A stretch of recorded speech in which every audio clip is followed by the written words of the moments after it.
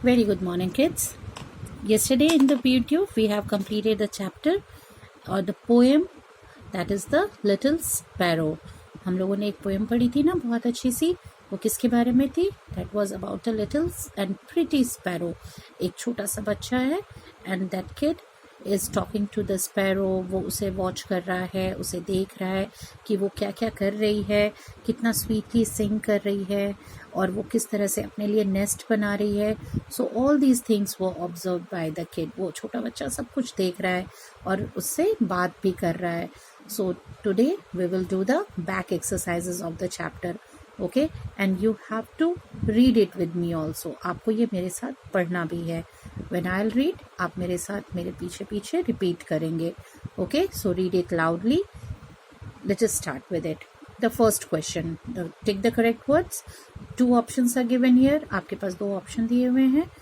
जो correct option है वो टिक करना है and then you have to fill it in the blanks. Okay. So let us do the first one. The first question is, the sparrow uses dash to make its nest. Sparrow uses dash. Sparrow क्या use करती है अपना nest बनाने के लिए? Hay और clay. Hay hay और clay clay. Hay means the dry grass. जो सूखी हुई घास होती है, घास जो तिनके होते हैं उन्हें वो जमा करती है ना, इकट्ठा करती है और उसके बाद उससे अपना घोंसला बनाती है. So the sparrow uses hay to make its nest. Okay, so I have ticked it. आप इसे ऐसे टिक करेंगे and then fill the word here in the blank. Okay, the next one. The boy wants to listen to the sparrow's dash. Boy क्या सुनना चाहता है sparrow का? वो उसे कहता है ना कि how you make a nest so nice or listen to your sweet song once or twice. तो वो क्या सुनना चाहता है स्पैरो का? Song और the nest.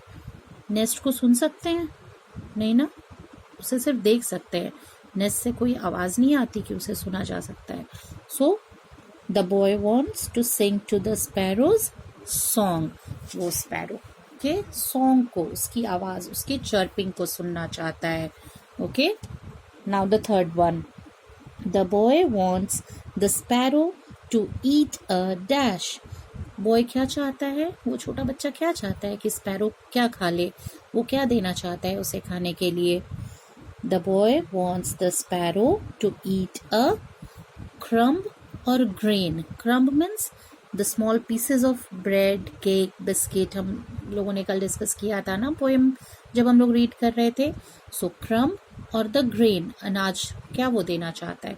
उसे crumb देना चाहता है खाने के लिए या grain देना चाहता है?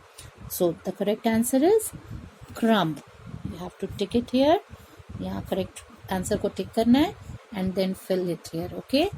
The boy wants the sparrow to eat a crumb. Okay. Now the next one. The poet is a good boy who dash for the bird. ये जो poet है इस poem के, वो एक छोटा सा बच्चा है ना जो प्रिटी स्पैरो के बारे में बता रहा है, उससे बात कर रहा है, उससे रिक्वेस्ट कर रहा है, उसे वॉच कर रहा है. सो वो जो बॉय है वो क्या है? गुड बॉय है, बहुत ही अच्छा बच्चा है. Who dash for the bird. वो क्या करता है बर्ड को? SCARES, scares. स्केयर्स मीन्स डराना. वो उसे डरा देता है. और केयर्स, उसकी परवाह करता है, उसका ध्यान रखता है, उसके बारे में सोचता है. क्या करता है? वो उसे स्पैरो को डरा देता है या उसके केयर करता है? The correct answer is cares. Okay, so the poet is a good boy who cares for the bird.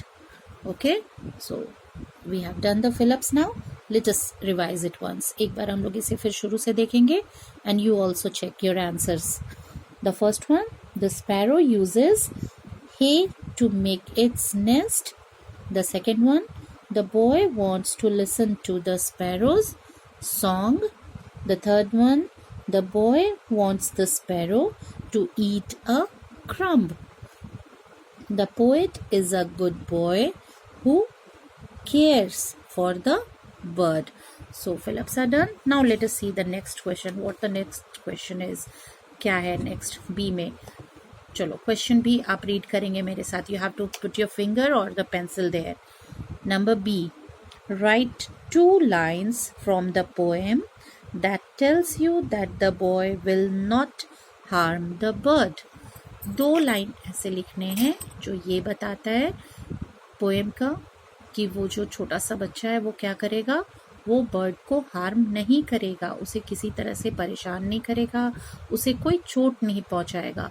कौन सी ऐसी 2 लाइन्स हैं जो ये बताती हैं? So you have to read the poem again for that, है ना.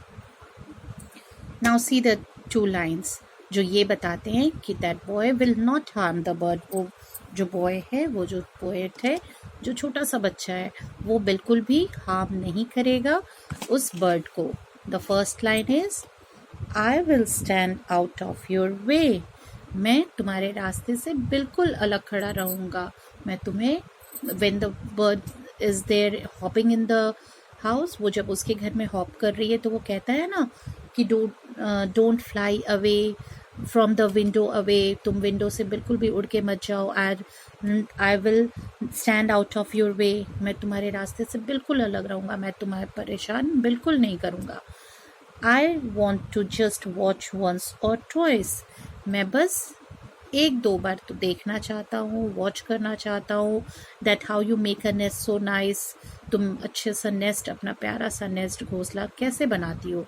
सो these 2 lines says that the boy is not going to harm the bird. वो किसी भी तरह से उस बर्ड को हार्म नहीं करेगा, बिल्कुल भी परेशान नहीं करेगा, because the poet is a good boy, okay, who cares for the bird.